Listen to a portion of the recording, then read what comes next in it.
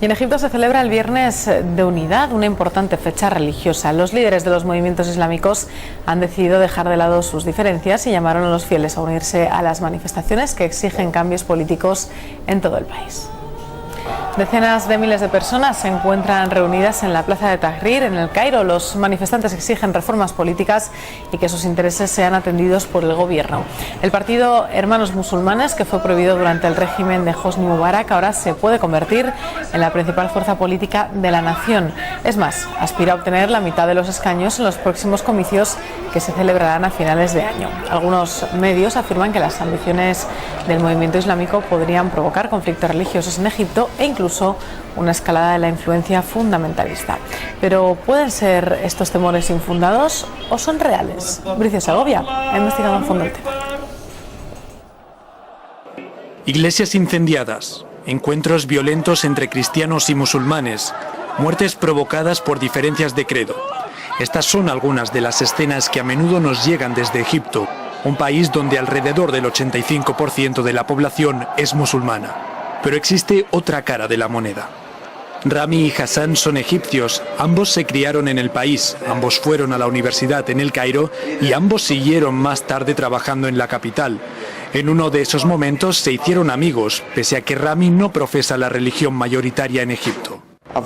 Nunca me he sentido discriminado y mi familia tampoco. Nunca he sentido que me trataran mal. Es más, Rami asegura que no conoce a nadie en su entorno que haya tenido problemas por el simple hecho de ser copto, como se denomina a los egipcios cristianos, y su respuesta no parece extraña cuando escuchamos a Hassan. Tengo varios amigos que son cristianos, pero la mayoría de ellos supe que eran cristianos después de mucho tiempo. Y esta parece ser la tónica general cuando hablamos con la mayoría de egipcios en la calle.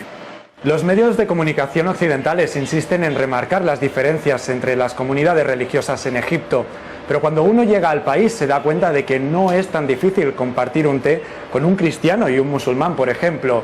Y es que muchos de ellos afirman que esta situación nunca fue tan diferente. En las relaciones sociales, los egipcios parecen no prestar tanta atención a los asuntos religiosos y nos dicen que el respeto es algo que ha estado presente siempre en gran parte de la población. La mayoría de mis amigos son musulmanes. Conozco a muchos fundamentalistas y yo no veo que sean una amenaza social para mí. Y ahora bien, quizás sí en la política. Rami se refiere a los Hermanos Musulmanes, una formación islamista que se presenta como clara favorita en las próximas elecciones legislativas que aguarda el país. El arraigo religioso de los Hermanos Musulmanes, que muchos califican de extremista, es algo que preocupa a todas las minorías religiosas en Egipto. Sin embargo, ellos aseguran ser víctimas del antiguo gobierno de Hosni Mubarak, quien incluso llegó a prohibir la agrupación. Todo lo que se ha dicho hasta ahora de nosotros es incorrecto. Esa es la imagen que difundió el antiguo régimen sobre los hermanos musulmanes para asustar a Occidente. Decía que nosotros queríamos una reforma islámica y justificar así la tiranía, la corrupción, la decadencia de la política y el menosprecio a la patria y a los ciudadanos. Son muchos quienes critican el uso politizado que hacen del Corán. Sin embargo, la mayoría de expertos dan la razón a esta asociación en algo. El antiguo régimen se sirvió de ellos para proyectar al extranjero que tenían bajo control a los grupos islamistas más radicales. Una manipulación que muchos aseguran que se sigue dando incluso después de la caída de Mubarak.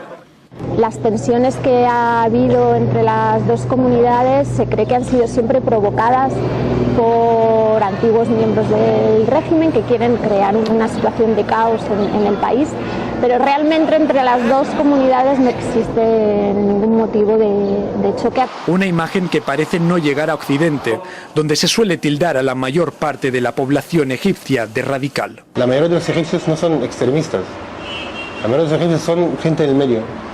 Sí son religiosos, pero no son extremistas.